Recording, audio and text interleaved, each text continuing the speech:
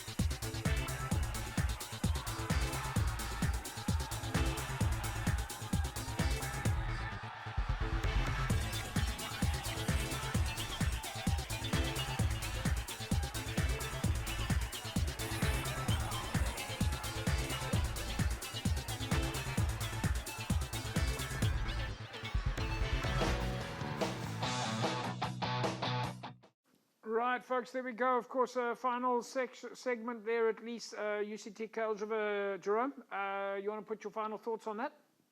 Yeah, like I say, you could see the trend of towards the end of the second half. that UCT is going to pick it up, and Yeah.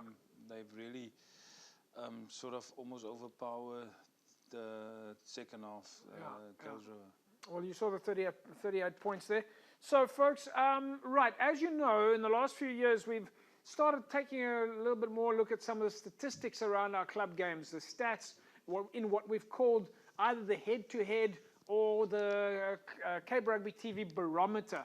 So we choose a couple of games every week that we then feature for you to look at from an interesting perspective. So we're going to look at a head-to-head here now of two of the fixtures, or two or three of the fixtures that are this weekend, and see whether or not Jerome Parvati and I agree on whether or not the barometer, or how accurate the barometer in fact is. Now this weekend, let's take a look at the head-to-head first, and then we'll take a look at the barometer in a second. Now the head-to-head between Helderberg and Villagers shows us that this coming weekend we have a pretty high level match with Helderberg up against Villagers. Helderberg currently sitting at number 3 on the log. Villagers are number 2 on the log. Villagers has 10 points on the log, and while Helderberg has 7 on the log. Now, Villagers 100% win rate at the moment, and Helderberg 100%, at least 50% win rate. So let's take a look at we're going to take a look at what the barometer tells us, because what we're doing is we're giving a score for home, away, points for, points against, etc. So the barometer, of course, tells us that according to the barometer, Helderberg are going to win this game 25-9. Not score-wise, but odds-wise. So, Jerome, those are the odds in favor of this match. Now, the interesting thing is that Villagers is currently sitting at number 2 on the log. Helderberg is sitting at number 3 on the log. But the barometer tells us that it's in favor of Helderberg to win this. One of the main reasons that they've got home ground advantage, but also that currently they're scoring more points, although it's early days, they're scoring more points at home than Villagers is scoring away from home. They also have, well, they're both equal on the attack and defense factor. But yes, your thoughts on whether the barometer is right? We'll definitely know next week if it was right, Sophie. But I think it's sort of a true reflection of what you say, because we know Helderberg, you don't go there easily. Durban, which is a good side, just managed to beat them there, so they're quite tough at home. So I think that is right. They both scored so far. Tries per game is equal. Six tries per game, that's equal. Yeah. But Helderberg has scored more points in the season so far. They've scored 81 points so far this season, while Villagers have scored 69 points this season.